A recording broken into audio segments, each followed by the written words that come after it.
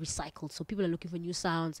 And if you have a new sound, just put it out. If it does well, great. If it doesn't receive that well, go look at what happened. You know, there's always a reason why things don't work out. It's either you didn't push it properly or something that you did in the studio. Understand? So like for me, it's always about that fear of what if it doesn't do well? What could maybe it's because I can't rap properly or whatever. But as you work on your skill as an artist, as a creative, you realize, no man, I'm good at this thing. Every time I perform, every time I do this, do that, people receive it well. So I should stop limiting myself and being scared and just let the people take the music and receive it and do what they want to do with it, you know?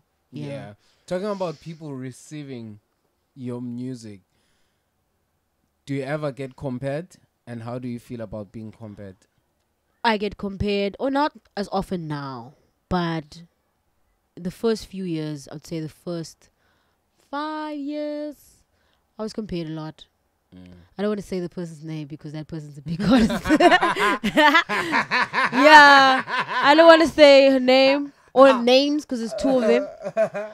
But I got compared. I got compared a lot. I know the. Yeah, you know, you can see who it is. Yeah.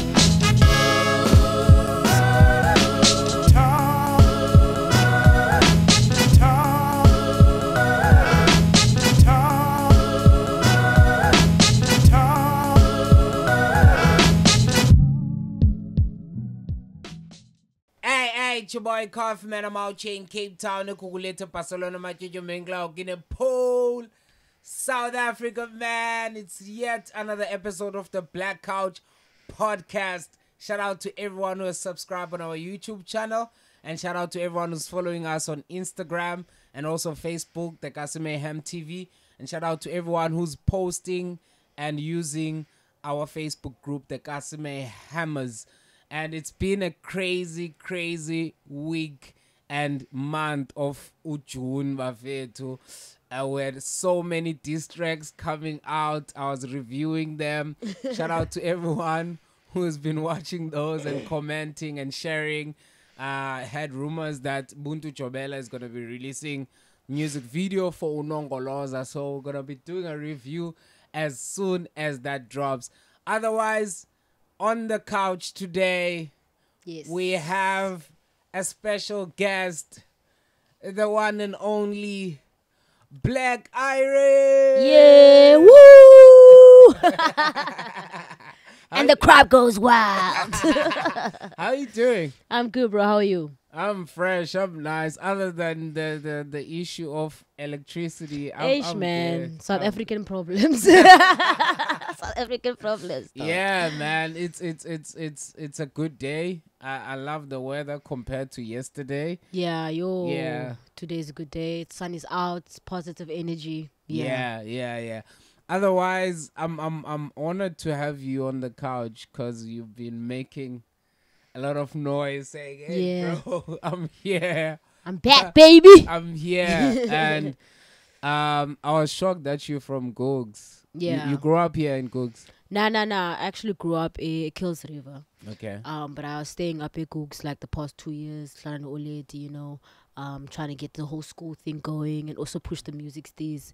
It's also like better to stay with Kala because it's closer to like town where all the gigs are, and also like being able to access like a culture where hip hop is actually, because Cape Town hip hop is essence and it gets intermingled with Ikukuletu and all the other townships in Cape Town. So it works to be the side while I'm pushing the steez. Yeah, I'll beg to differ on the Kylie thing. You'd say maybe the new era, but we all know where it all started, man. Yeah, that's what I mean. Like right now, when you look at the people, the big guys from Cape Town, Basuke Kylie, that's what I mean when I say like when you're trying to connect where hip hop is at its biggest. It's almost like go in America, LA and New York. We know hip hop started in New York, but LA is still that spot for hip hop as well. Do you know what I mean? Like it's like that, like it's basically like that. It's not to say, but I'm saying Kalicha, you know. Not hating on nobody. There's people in your backyard too, bro. Nah, I know. Even K Kid is from Ikukuletu, so I know. I know. But and you from Gugs. Yeah, but the thing is, for me, I don't like to say I'm from Gugs because I didn't grow up here, I wasn't raised here. I only spent like the last few years of my life as an adult. So I'm from City Bana, do when I'm not. Yeah. I don't like to rep something I'm not. I'm not that type of person. Course. Yeah. Yeah. I heard you talking about school. What you doing at school? I'm studying BCom law, Okay. doing my final year. Yeah. Yeah. Yeah. Stellenbosh. Yeah. Every time I tell people that, it's like, oh. It's not like that for me. I know Stellenbosh. I've done a couple of things there. Yeah. I work a lot with universities. Although I haven't studied in a university. That's good though. You connected. You don't need a degree. That's crazy. Like Yeah. I've worked with almost every university. Stellenbosh, UWC. Yeah. Currently working with UCT. The whole Western Cape, basically. Yeah, those are the main. I've done a lot of projects in filming and music. Oh, dope, even dope, varsities like your city varsity. Yeah. Your SAEs. Okay. I've Dope. collaborated a lot with people who study in those institutions. That's good, man. So That's dope. that's why I'm like, okay, Stellenbosh, and I also have a home in Stellenbosh. Okay. So that's why I'm like, okay, cool. Oh, you got land? No, like family that stays that I was gonna side. say now. No, Damn. no. You got land in Stellis? I wish. That's a big. I wish. Yeah, I wish. no, I think it's part of my dreams. Yeah, no, they have beautiful landscapes there, like the wine farms. Yeah. Even everything there is very nice. Like, it's a very beautiful place to, like, as a black person, to have ownership in. You know, and not say, oh, I work there. Oh, man, you know, because like especially like in spaces like that where it's such a big how can I say, in terms of capitalist society type of thing, where black people are in these subservient positions. So if you were to say maybe in the next 10 years you tell me, yo Iris, do you know I have a small plot there of a animal farm or whatever, fruit farm or whatever, you know what I mean, like to have that as a black person, you know, to be able to say that would be like something big. So if you would say that now, it would be like, hey man, teach me teach me, bro.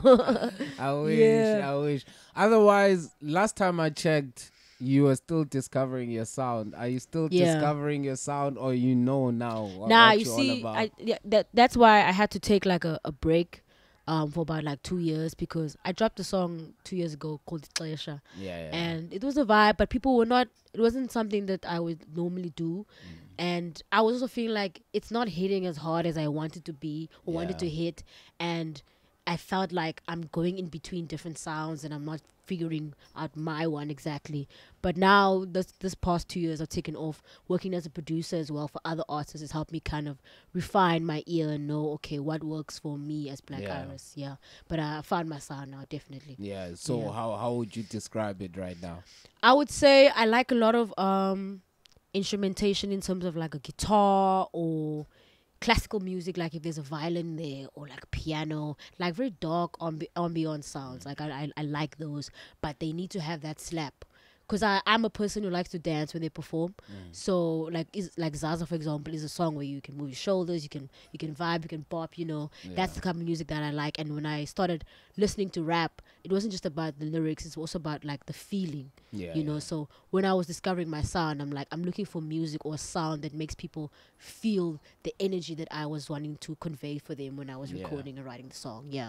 And for you, like, how's the reception? Because like when you doing music and you start getting your name out there, and then you see yourself in these different posters, and then also the audience, when they looking for events, they always looking for relevant names and names that they can relate to. How's the reception in terms of people discovering you in those kind of moments? It's actually been very, very humbling, because before I even decided to drop Zaza, I didn't know how to feel about the song. Like, this is a true story. Like, I recorded half of the song, like the first verse, and it just stayed there for like weeks. And then when I started getting like sourcing gigs, like, okay, I'm ready to release music now, but I need to test the songs at the gigs. So I performed it, and I'm like, okay, people, they liked the song. It was actually crazy. I performed at Trenchtown, and the crowd loved it so much that they wanted me to do it again. So I performed it twice, and this guy in the crowd was like, "Can you please send me the song? Is it out?" I'm like, "No, it's not out." He's like, "Okay, can you send it to me MP3?" I'm like, "My guy, there's only one verse. I haven't recorded the rest of the." He's like, "It's fine. I just want to listen to it on the way home. Please, please, please, please, please." And I sent it to the homie just like that. So I'm like, this is a good thing. It's reassuring me that, okay, don't doubt yourself, you know, like put your best foot forward and the people will receive it. If you give positive energy, you're going to get positive energy back. So I started just performing at gigs, free gigs, like open mics and stuff, just testing the sound because like I said, I was discovering what I was trying to make in terms of music. And then I now have to test like it's a product, you know, music is a business.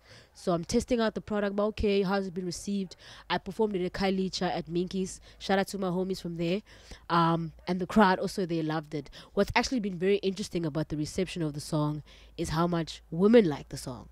Because normally when I used to make hip-hop music, like rap music, it's always the old ones be like, yo, that's so hard, da da da da, the bars, whatever. But like a lot of the response is the girls love the song now. And I think it also, because of the feeling of the beat and the music, it's easy for them to dance because girls love to dance. You know, so that has been actually like very surprising for me and me like, okay, you on the right track here, you know, diversifying your audience a bit, you know. So it's been very good so far, and I'm very, very humbled and blessed that I'm getting the opportunity to try my luck at this again. Man. One of the most interesting things about you, it's your name. So I'm in the space of food, plants, and all of that. So I'm one person who's really fascinated about Stellenbosh. So Stellenbosh is my favorite thing. Like there's a lot of Stellenbosh species, and they all grow here in the Western Cape. And learning about them is always really interesting for me. And one of my favorite, they like bushes though. It's honey bush and rooibos. Those are my favorite because you can medicinal. they edible. Also. So I was checking out your name and I saw that the name it's a plant. Black iris, and the plant is very rare. It's a very rare plant, and also it originates in the southern of China.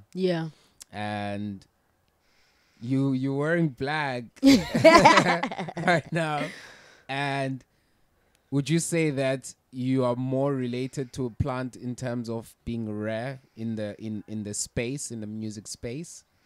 It's actually funny because the way that I came up with the name, I only realized after the fact that the black iris is a plant, because it was during a time where I'd been recording music but I didn't have a name. I had all these weird ass rapper names, and my cousin's like, no, you can't be that and not be that. And I'm like, then what? She's like, it's just gonna come to you. Let it just come to you. So this one day I'm on Google. I used to love art, like paintings, and this woman named Jojo Kife, she had this painting, and it looked very like it was an interesting plant or painting rather, where you don't know how to look at it, like you trying to figure out what is this. And then for me at first it looked like the inside of a woman, but it was actually the black iris plant. And then I went to go research about what does black iris mean. So then I found out about the Greek mythology behind it, that it's a Greek goddess who brings goodness and joy and good energy. And then I found out about the plant as well, that it's a rare plant. It looks like this, looks like that. There's different colors. The palettes is purple and black and all those things. So it was almost like my cousin had told me, it's going to come to you. And when it comes to you, it needs to relate to or resonate to who you are as an artist. So when I found out all those things, I'm like, okay, so that's how I feel as an artist. Because when I started rapping, it was during a time where like a lot of rappers that are women were not really bar heavy like that, unless it's like Nicki Minaj or, you know, those kind of people. So I was like, okay, I'm gonna be the rapper, because I don't like calling myself female rapper. I feel like it others us as women as rappers. So I just call myself as a rapper. So when I was like, when I come into the game as a rapper, I'm gonna be an artist that is unique. My voice is unique and my sound is unique. So the rarity element of what you're talking about also ties into that. But okay, she's not, when you look at her, the style, you can tell this is different type of artist. No one really dresses like this. The way she raps, the way she performs, like I haven't seen anyone really dance like that when they perform. The only person I know who's someone I look up to and studied how they do that is AKA, where he used to entertain and dance. And he was also inspired by Michael Jackson. And I'm also inspired by Michael Jackson. So it's like there's those elements of people that I look up to are put into me, but I kind of make it unique in a way that it's still myself. Yabo. So that's where I'm like, when I chose that name, I'm like, it resonates, it's real for me, I'm going to stick with it, but I can't just spell it the normal way. I need to add another uniqueness to it, and that's why I put the BLVQ there, and I write it in all caps in the sense of like it's a statement. It's not just a name. It's like a statement. When you speak of Black Iris, you're speaking of a person who stands as an individual, as this rare, unique person. It's like you announcing her. You know. Yeah. That's how. Talking about being inspired by AKA and Michael Jackson. Yeah. I think in terms of your audience, right about now, no one doesn't know that you are more inspired by Eminem. Yeah. I think that one is yeah. And before I ask you about the best night of your life, Yeah. I wanna ask you, like, what do you think about Eminem right now? He just dropped 2 songs. Yeah. There's an album coming. Yeah. He dropped Houdini. He dropped Toby. Well, have you listened to the songs? What do you think about them? I listened to Houdini and I watched the video. I haven't heard the second one yet. Yeah. What do I think about what he's doing right now? Yeah. I love him, but for me, I feel like as an artist, you need to grow with your audience. And for me, like when he was still doing the same kind of Slim Shady energy when he was in his 20s and 30s, I stopped relating to it, because like now, like the things that he used to say that were cool then are not cool now. Like they're problematic statements now. Yeah, you I understand? get you. And I know he's a problematic artist, but it's like Yeah. sometimes just like, this is corny, bro. Yeah. And I love him. He's a legend. I'm not hating. Yeah. But for me, I think like the last album I listened to him was of Kamikaze. Yeah. After that, I haven't listened, because that was when he was making a comeback. He's like, yo, and he was being old M of like just rapping and, you know, bars everywhere. That's the M that I fell in love with and made me feel like I also want to rap. But like this toss between old M and new M, and I feel like for me, it's a bit old for me. Yeah. And I'm at the age now where I need to listen to music that I can resonate and relate to. And I can relate, no offense, to a 40-something, almost 50-year-old man acting like his 20-something-year-old self. Yeah. I don't know. For me, I can't do that. I don't know, bro. But I understand what you're saying. But when it comes to creativity of that song, it still shows that he's dope. He's dope. Eminem will always be the greatest, like in terms of creativity, because even the way he writes his music, like that's how much I used to study him. He writes like all over the place. His bars are not like in one line, like you write on a page. You write like this and then you add this and link that line there and whatever. So that's why when I listen to him, I'm like, I'm looking for those parts of like that M or the creativity. But when it becomes all the other corny stuff, then I lose interest for me. But the creative aspect of how he can put words together and make you like trip, like, oh, did he just make that bar link to that's a quadruple entendre, like that kind of M. Any day, bruh. I think one person who makes me really interested in how M writes is Knox Hill. There's a guy called Knox Hill. He does reviews on YouTube. He's from the States. I think he's a like Eminem stan. Like he breaks down like the bars, everything. So like when it comes to Houdini, I was just watching him. I didn't go to the whole song. I watched him and he break down everything in terms of the videos. And also he went beyond on explaining, because he started dropping a trailer. Before anything. I remember seeing on his Instagram. The birth. So I'm like, what's going on here? That's what I'm saying about this. All of this is that he's still the quirky, creative guy where every time there's something happening, you're like, when's it going up? It makes you interested. You know? That's one thing you always have. You should check out the Toby song. It's like a Spider-Man bar. I saw there was a review, like I was watching YouTube videos, I think last night or the day before. He's coming at someone or picking at people. No, the top 5. Top 5 and Melly Mel. Oh, okay. Because Melly Mel, I think he was part. I'm not sure, but he was part of a team that made a top 50. And then Eminem was number 6 or 5. Oh, I think it was maybe that Apple Music list. Yeah, I think something like that. So Yeah. so he was addressing that on the song. Okay. No, now you see, like now that's I'm like, there's more interest for me to go and hear what's going on. Yeah. Yeah. And Big Sean came through. Who's this guy? I forgot his name, but he also came through. Like, it's a dope record, and yeah, you should check it out, man. Yeah, now definitely check it out, because now it's like I've been seeing it everywhere, but I just don't have the time to actually go sit. And now you're telling me again now, so I'm like, it's confirmation. Let's go check it out. Yeah. So like in your creativity, like, have you ever thought of making a body of work, like instead of like dropping singles? I know like body of works are like a little bit expired nowadays. Yeah. People want quick fix. Like I'm a big fan of albums. I love stories. Like everything needs to tell me something about you or your whatever's happening in your life as an artist. So I've always been working on EPs, but it's like I'm a perfectionist, you know. So it's the refining and like, oh, I need that bar. It's not as catchy as I thought it would be or whatever. Like I would say in the past 2 years that I haven't been releasing music, maybe even longer than that. I've had like 3 or 4 EPs. Like, I'm doing an EP based on this. Then I make the songs and then I scrap them. Because I'm like, nah, this is not working. But then when I look, like sometimes my business partner and I, like, we listen to the songs. Like, let's listen to that other song we made a couple of years ago. Then we realize, this is some beautiful music, nigga. Yeah. Why you don't want to release this? And then I'm like, you know what? This is some beautiful music. Maybe I should actually stop trying to perfect it. Because for me, when I write music, when I create it, I make it for myself first. I can never be an artist who makes music for people, because when I started writing and started being a fan of music, it was for me. Yeah. So when I write the music, I'm expressing myself.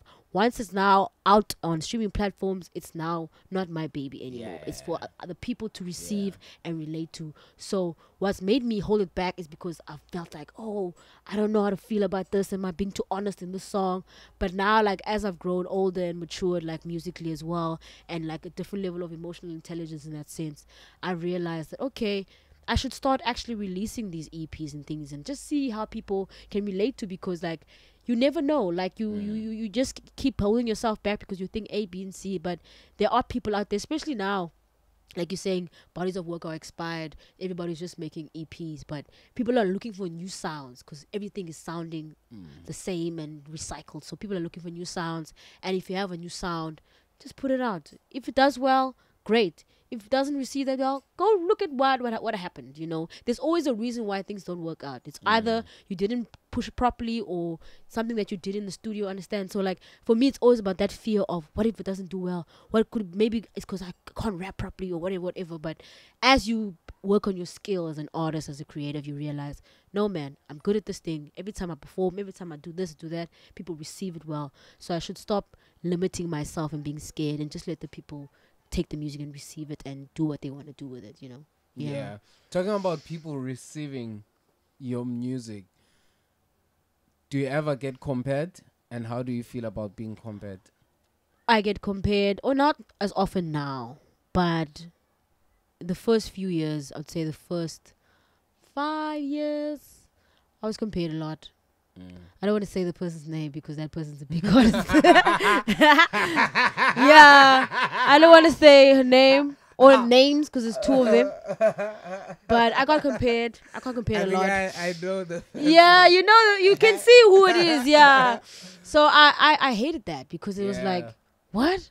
At first, it was an ego thing. Of, I can rap better than this, hun. What? How are you comparing me to this? Have you heard me? It was on that type of thing. And then, the more I realized why am I getting irritated, it was because that, well, like I was saying about my name, I feel like my uniqueness, it shouldn't be overshadowed by similarities or things that, oh, you look like that person, so you guys, do y'all rap the same? Y'all make the same music? Or, oh, because you're rapping in vernac now, you might sound like her or whatever. So I'm like, it made me realize that, okay, people are putting the comparison thing because of what they constantly seeing. So they constantly see this person, and now when you coming up, they see similarities and they like, you know. Whereas if you actually listen to the music, if you listen to her music, listen to my music, you can actually see, but these people are not even remotely the same or remotely similar. Yes, they rap in vernacular in there, but these are completely two different artists. In the creative sense, in the writing sense, in the MC sense, in every aspect, even personality, brand wise, we are two different people. But people are people and they compare. At this point, I get over it now. I'm like, it's irritating, but it doesn't bother me as much. Yeah, it doesn't bother me. I know you don't subscribe to being a female rapper, but for me, what you just said, it feels like hip hop when hip hop was starting, where it wanted a space and recognition in the industry that hip hop is here to stay and hip hop is this. And I feel like when people start to compare you like that, sometimes it's not because they hear something similar. It's mainly because of access. There's few female voices. And honestly, compared to back then, there's actually more. There's more now. Them. But because people are still stuck there, they don't realize that, oh shit, this thing is growing. It's no longer about being a female now. It's just strictly hip hop, because you can put this artist like male and female, but you're still gonna get a rap song. You're gonna get dope shit. So I feel like people are not ready, or they being ignorant in terms of moving forward and accepting that this is happening. I see it also in sports, in terms of like soccer. So the ladies, the Bafana Banyana ladies, they play much better than the guys in the last 10 years. You get what I mean? But in terms of people understanding the value that they bring, they took long. Bro. They took very long. So I feel like they taking long also in terms of the music space. And you know, on that point you were saying about access, because our generation, like, we have access to information so much easier. So we could have all grown up listening to the same artist because it was easier to access that person, or grew up in the space where this artist is accessible, whatever. So naturally, there are going to be elements of your music. Let's say you are this artist, I'm this artist. There's going to be elements in your music that has similarities to Rick, for example, and there's going to be elements in my music that have similarities too. Do you understand? So people don't also think about that, is that compared to back in the day, music used to be this very it was like an antique thing where you have your record players, you have those old school jams, you know about, okay, this guy has an old soul vibe because you only listen to this vibe. Now everybody has access to everything, so you can take inspiration from different people, and that's why you might hear similarities here and there. But if you actually listen to the music and not just speed read or speed listen, you can actually tell that these people are not the same or similar. You know, you hear the similarities, the little bit of the nuances there, but they're not the same. Like even with like Lindoyo, Banyana and Bafana. Bafana have been playing, no offense, very whack for the past decade. But whenever Banyana is winning a cup or anything, no one says anything. There's no welcome party for them at the airport. There's nothing going on. Even the media is also not promoting them. So it's also about that, about what are we doing about it in terms of like supporting women and letting them be seen, because they sometimes outperform men, but it's because it's a male sport or it's a male dominated space that we only look at the guys and then the women are an afterthought. Like I had an interview last week about the term female rapper, and how it kind of, the connotation is like, when you say female rapper, it's like it's an afterthought. So you're a female first before you're a rapper, which is unfair, because if I say, yo, do you know this guy? Then you're like, oh, the rapper. You're not going to say, oh, that male rapper guy. You're not going to say it like that. You understand what I'm saying? So that's the issue I find that with the industry and with society in general, is that women are always an afterthought, despite them in some instances outperforming men. You know? Nah, I get you, man. I want to go back to the question that I put on pause. Yeah. The best night of your life Yeah. when you went to see Eminem live. Yeah. I know for me, when I'm not a fan of big crowds, but if I really love someone and I really love their craft, I do my all to make sure that I attend. For example, my favorite artist of all times is FKJ. Wow. And That's interesting to hear from a guy. Yeah. Of all times.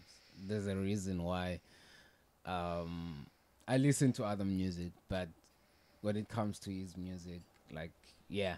Yeah. And also in terms of like house, black coffee. So also when he was around here in December, because he has residence here in December, I went all out.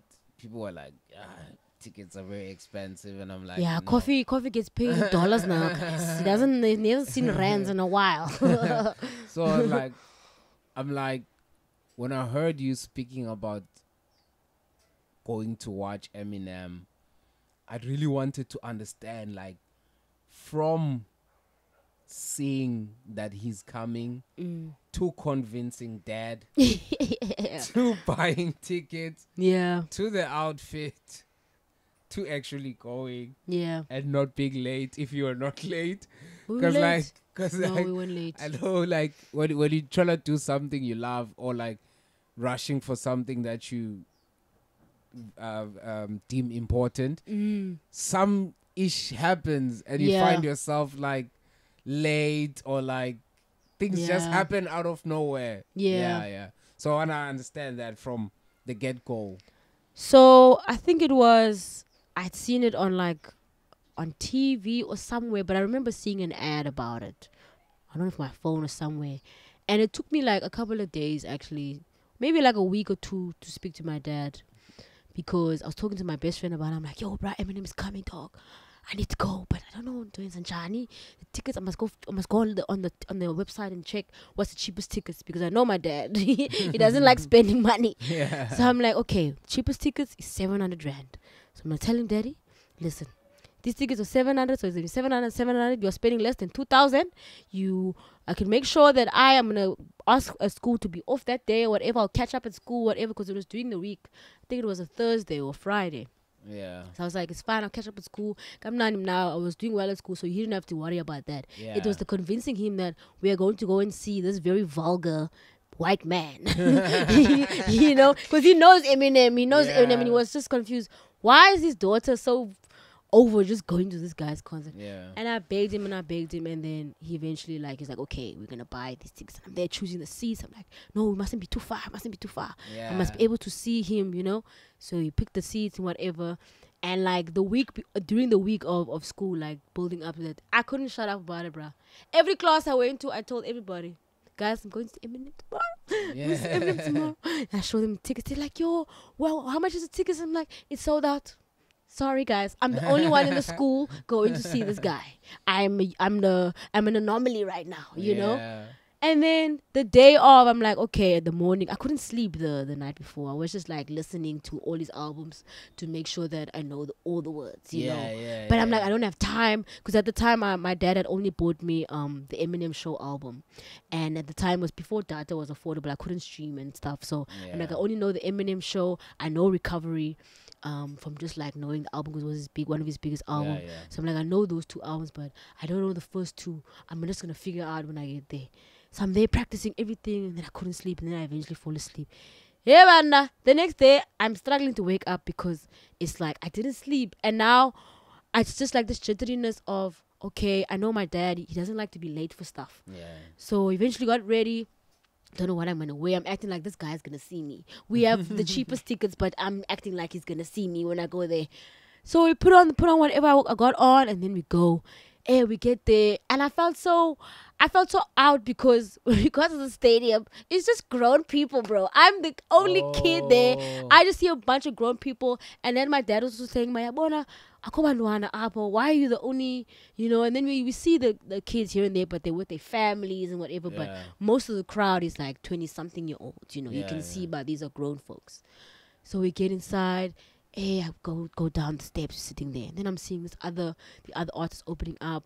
Forgot that guy's name. He's a big guy, chubby guy that used to work with him a lot back in that time. He opened for him. I'm like, I know this guy. So it's also dope that I get to see people that I know, underground cats, you know. And then you're just chilling there. And when the light went black, bruh, I don't know what came over me. So like a stadium steps, ne? Yeah, Then you go down, and then there's another, and then underneath is another like section where you sit. Yeah. So we were sitting here. I ran down. I left my father there. Me, a 14, 15-year-old girl. I didn't care. I ran. I'm like, oh my God, oh my God, oh my God. Screaming there. I'm taking out my little swipe up, those slip up phones. I'm I'm waiting. I'm like, this nigga's not coming out. I don't have space. let me first experience this guy coming out. And then he came out. What song did he come out on? I think he came out on My Name Is. Yeah. Bruh, I'm like, I don't know the verse, but I know the hook. Because everybody knows the hook of that song. Yeah, of course. Everybody knows the hook of that song. So I'm like, I'm there, I'm losing my mind. I'm like, I can see him. I'm close enough that I can see him. I don't have to just like look at the monitors the whole time to be able to see his face. Yeah. Yo, bruh, it was such a sensational experience. And I remember standing there and be like, just being in awe. Because I'm like, you know what? I wanna do this.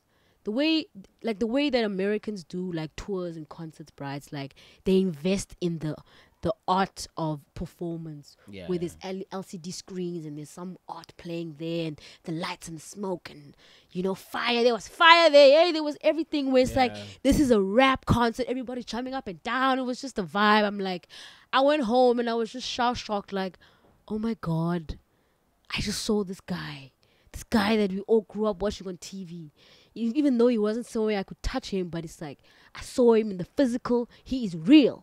This thing this passion that I have for music, it's real because the guy that inspired me to do it is right there in front of me, So I went home and I'm like, I want to be there. I want to have a concert. I want to make music. I want to perform, and that completely changed me. Like, it made me realize like this dream is actually possible, because the thing about us as kids growing up in South Africa, we don't know our dreams are possible until we see someone we look up to actually in front of you doing it, you know? Yeah. And over the past year, like last year and this year, I got to see more people that I look up to. I saw A. Reese live. I saw Blackie live. I saw K. Faith live. So it's like all these people that I follow and look up to and see on TV, they're like, they're real. They're accessible. You can be there and stretch out your hand and they can touch you. So that means that you can also do that, especially as a person who has this dream of like you can also do that from seeing them in real time in front of you. Yeah. You know Peter Parker? Spider-Man. Yeah. Yeah. You know that he had double life. Yeah. The Peter Parker guy who's like yeah. dumb. He is lying love Mary Jane here the side, then you must save New York the side. He's Spider-Man. He's Spider-Man. Yeah. When it comes to you in Stellenbosh, do you live that kind of life, or they know the rapper you? Do they experience the rapper you, or they know the academic you? Nah, they experience the rapper me all the time. I remember even when I told my lecturer I make music, she's like, that makes sense. Like your look and your energy, your vibe. I'm like, oh, very good. I look like what I am. I don't have to explain. And every time I tell people I'm Iris or whatever, they're like, they can see the rap persona. I never had to feel like shy about it. The only time I felt like that about it was when I was still a kid in high school. But when I got to varsity, like everybody knows this is Iris. They can sense it. They can see in the style, that this is you're either into music or art or whatever, but you're a creative person. They can see in the style and everything like that. Yeah. There's no double life. I can't do that. I can't. Have you gotten to a point whereby you meet strangers and they get crazy? I did, like, and it's always girls ish. Dude, I will never forget the first time I'm just walking. Okay, the first time was after performance, and this girl came up to me. She's like, I know you. I've seen you perform before. I have a crush on you. And that time I was in a relationship. Ooh. I'm so overwhelmed. I'm like, what do I say? What do you say when someone tells you I have a crush on you? Do you say thank you? Well, I didn't know what to say, so I was like, thanks. And then other times I'm walking on campus, and then they'd be like, because I always zone out when I'm walking. Like I don't, because there's too many people and all of that. Yeah. So I'll be on my headphones or whatever, and then this one time, like I took them off, and I'm just standing there, and then it's like, yo, are you Black Iris? Like, da-da-da-da. I'm like, yeah. It's like, oh, I know your music. Da-da-da-da. I'm like, oh, cool. She's like, yeah, I always see you on campus, but you're always like on your headphones. I'm like, yeah, guys. I feel like that'll probably be why people don't approach me, is because I just look zoned out on my headphones. But it's always such a tingling feeling to be like, oh, someone recognizes you, like you perform somewhere, or they've seen you on Instagram or whatever. Like, it's like, okay, I'm being noticed, because this thing is also about popularity, like music, you know. So it's very humbling. But the funny thing is that most of the time it's girls. Yeah. All right. Yeah. But like, I think in that manner, less of excess is important. I feel like that way. When you zone out and you don't give them much access, I think that leads up to more respect. Because like when people have when people have a lot of access to you, be like, Slala song, That's the problem. it's like, I know her. Do you want a number? I'm like too much access sometimes is like not really good for a brand. Just that little bit of mystery, it keeps people wondering, keeps people interested, and they want to get more and more and more. So like, there's a question that I ask a lot of people when they come here. It's a two-way question. So what's that one thing that you hear about yourself that's not true? And then what's that one thing that you'd love people to know that they don't know about you? Well, the one thing that I hear is that I'm a bitch. And I find that strange. Elaborate. They'll say like, like, especially like, let's say, I know you. Or I know of you through someone else. Then, but I don't know you like that. They have their own experience with you. Then I meet you and I'm like, hi man, everything this person was saying about you, and he born him now. You understand? And then I'll be like, oh, what were they saying? They're like, yeah, you a bitch. And then I'm like, wow, I don't remember being bitchy to this person. Maybe I have amnesia or whatever. And that's what I always find odd. And I think that's also another thing that irritates me about people, is that when a woman is assertive and doesn't want to take bullshit, she's a bitch. But when a nigga puts his foot down, he's a indoor. He's a serious guy. So that's what I always think. That is not true. I'm not a bitchy person. I'm just very serious and strict. And if you want to play and do other things, I'm going to be like, nah, bruh. That's just how I am. And the one thing that I want people to know, people always say I have so much confidence, stage presence, whatever. Guys, I'm actually a shy person. Like my friends, like my real friends know, like I can get very shy or nervous. But if you like hype me up and talk me out of it, then I snap into Iris mode. Like I always say, like Black Iris is a persona I tap into when I get on stage, because it's like I'll see everything, or I'm like, okay, this is happening now. I must step outside of Umasedi and be Black Iris now.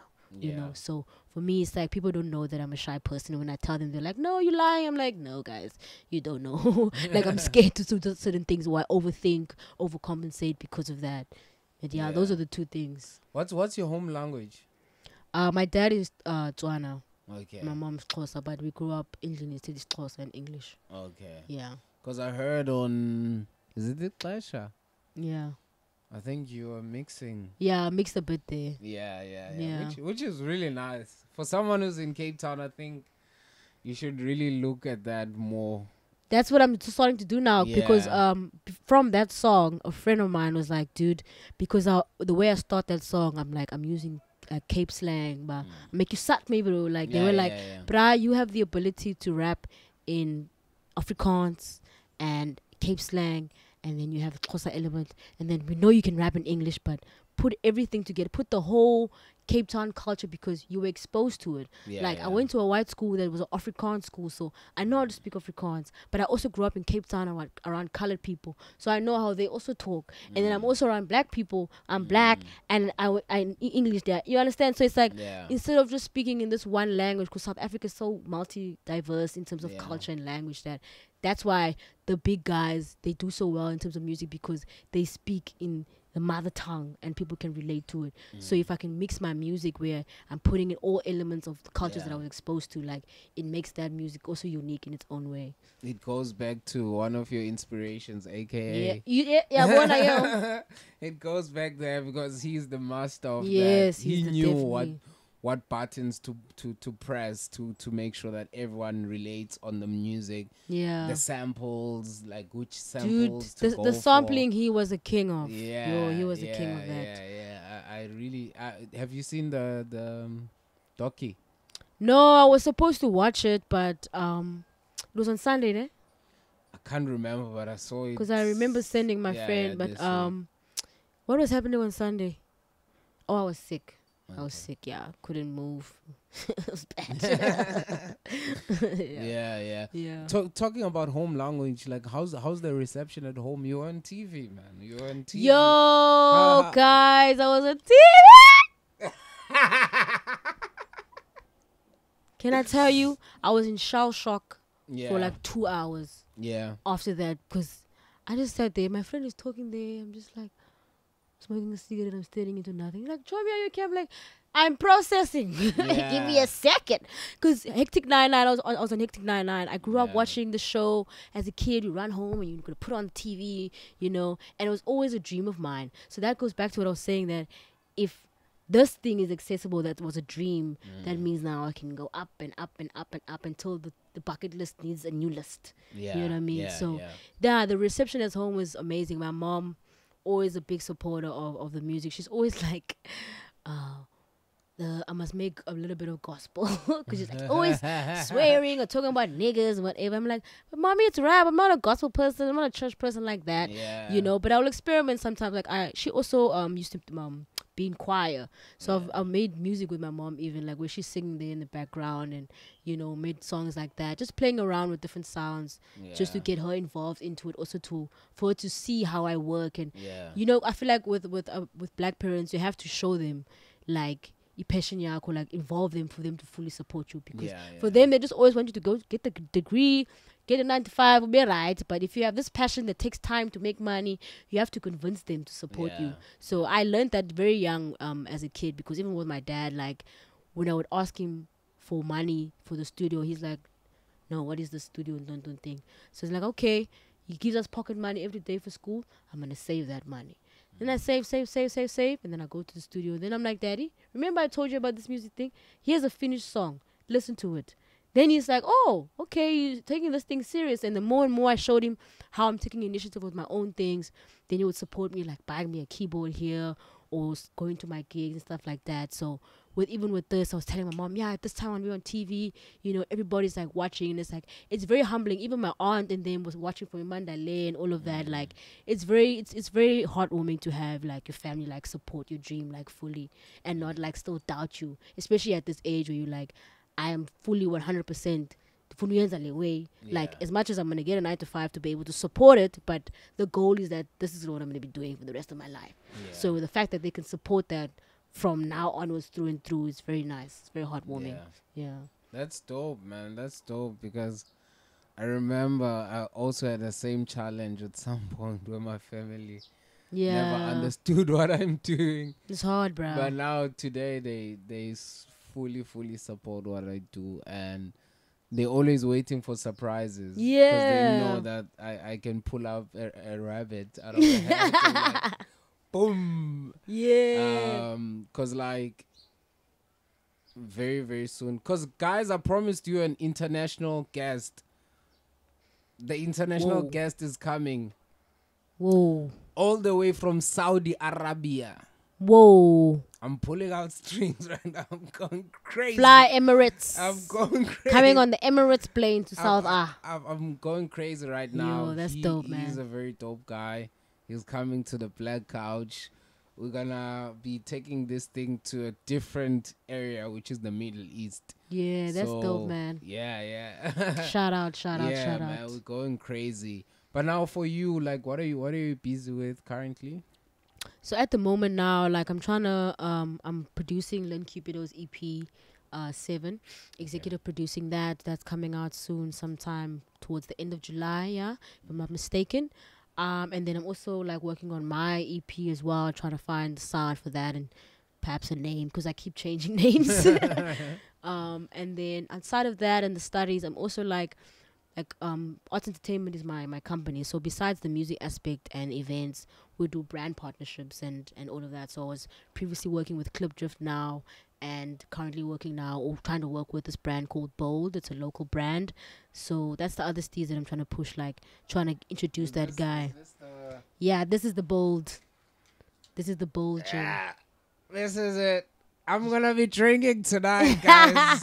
Yeah, Bonnie Orange. It's popping. If I don't drop the episode, just know that she's responsible. Yeah. Yeah. Yeah, so I'm working on brand partnerships and mostly just trying to build like with that because like I learned from Ricky and Casper and aka the real money in hip hop or in music comes from the brands because they have more coin to throw compared to like if you do a gig here and there and they give you the money what like if you build like for me I always say I'm a businesswoman first before I'm an artist because even just as an artist as a creative I'm a brand so the business comes first. So if I connect myself with the brands and be like, yo, I make music, they'll be like, okay, we have this project going on. Do you understand from that previous business relationship we had as brand partners? So yeah, I'm always about the business and trying to move that way and then build Black Hours also through that, you know. That's why everyone, when they think of me, they know besides the music, me, I'm the brands. I always love working with brands and collaborating there, yeah. That's dope, man. That's dope. And there's a lot of local brands. There's a lot of local brands, yeah. Yeah. That needs some pumping up. They need some pumping. Yeah, man. Yeah, I really appreciate the energy, Alco, and I appreciate the fact that you are here to break the boundaries and the stereotypes, and you are coming in with a fresh mindset, fresh vibe, and I just wish that people would respect your space and respect what you're doing, because I know a lot of people don't respect what we're doing because like they feel like it's easy until they try it and they realize nope. There's a lot of people who are like, I was actually talking on behalf of EE podcasts in Cape Town. Someone was like, yeah, Cape Town podcasts, I don't feel them, blah, blah, blah, blah. When's the statement? And I was like, I don't love to comment on those kind of things because I know the energy. But I went in on that one because I know the guy and I was so disappointed. I was like, dude, I'm giving you this task. Get your own equipment, do your own podcast. I'll be the first subscriber.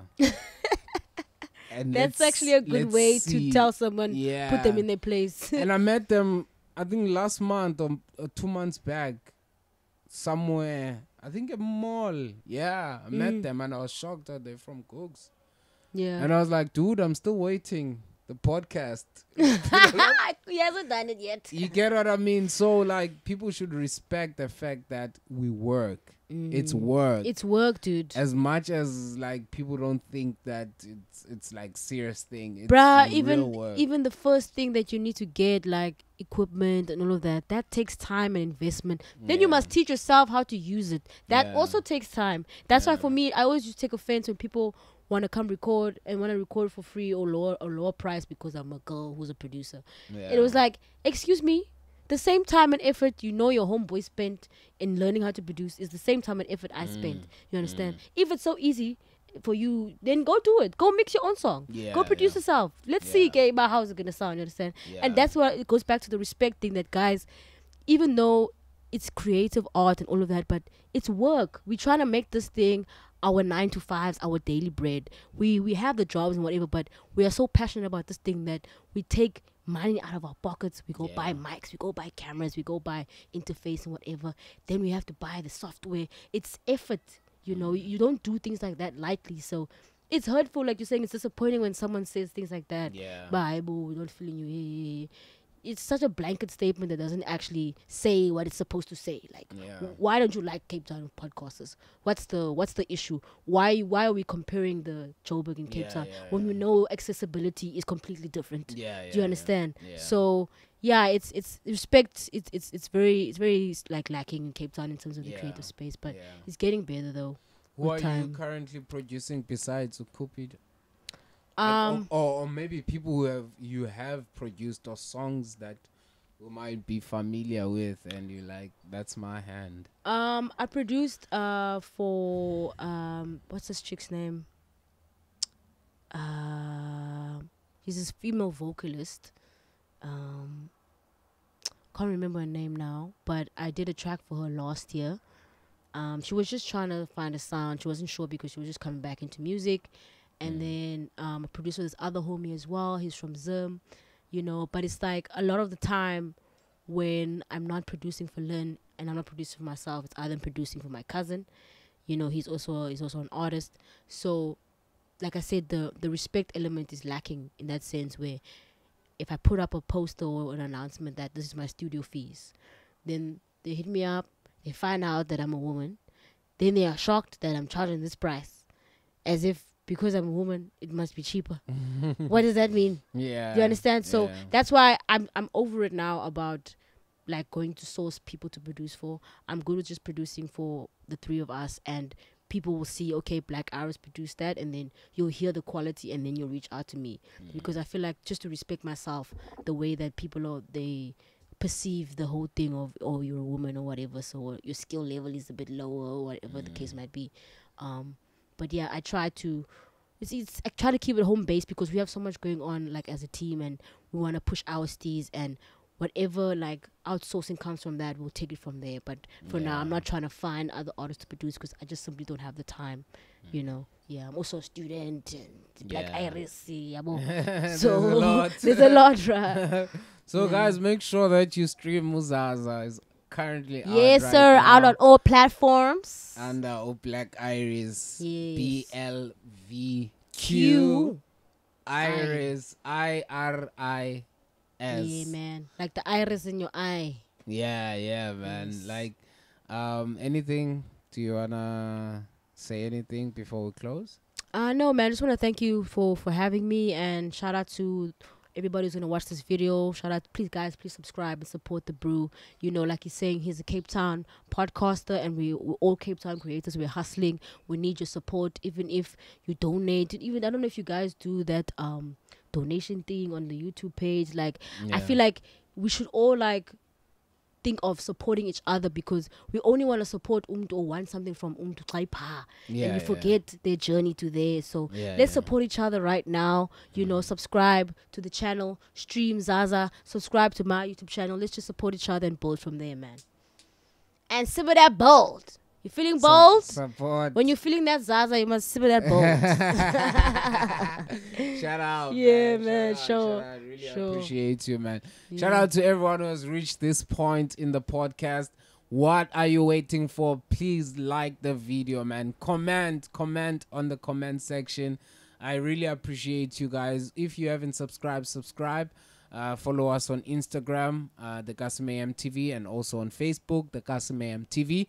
We recently published pictures that are looking beautiful from the Kylie Cha Fashion Week that happened in Artscape. Shout out to Merlin Leroux. Shout out to Bogani Matendra. I love Merlin Leroux so much, man. She's the CEO of Artscape. She's been giving us love from day one. Like, see, he's connected with the boss. The no, CEO. Come on. Yeah, this guy. He's connected with the boss, not even the middleman. Come on, man. Come Serious on. business here. Nah, man. It's just work, man. It's work, and we've been delivering. Yeah. Shout out to Ikeja, man. If you don't have Ikeja Wi-Fi in your home, what are you waiting for? Go to www.ikeja.co.za. It's only 350 per month. Make sure you get yours, man. And I love you so much, guys. It's your boy Car from Chain Cape Town, later Barcelona, in a Pole, South Africa, man. We out.